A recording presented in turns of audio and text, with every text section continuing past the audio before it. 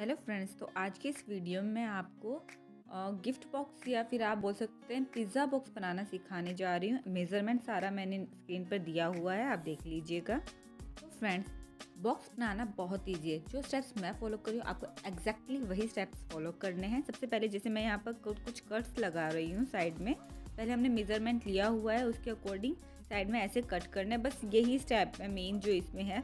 हमें यहाँ से साइड में से छोटे छोटे जो मैंने स्क्वायर है ये कट करने हैं। ओके, आप कटर की या फिर सीजर की हेल्प से कट कर सकते हैं।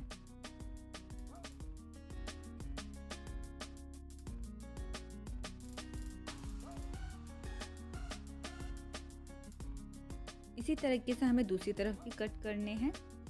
और फिर जो भी हमारा जैसे कि 12 इंचज़ का लेंथ में हमारी जो लेंथ है, लॉन्ग लेंथ है, उस पर हमें पार्शली कट करना है, कम्प्लीटली कट नहीं करना है। पार्शली कट हम इसलिए कर रहे हैं जिससे कि हम इसे फोल्ड कर सके इजीली, इसलिए हम इस कार्डबोर्ड को पार्शली थोड़ा सा कट करेंगे।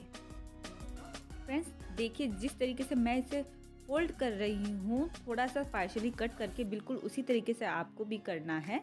ऐसे ही हमें चारों तरफ का जो भी है 12 इंचज़ वाली लेंथ है, सभी तरफ से उसे पार्शियली थोड़ा सा कट करना है और उसे ऐसे ही फोल्ड करते चलना है।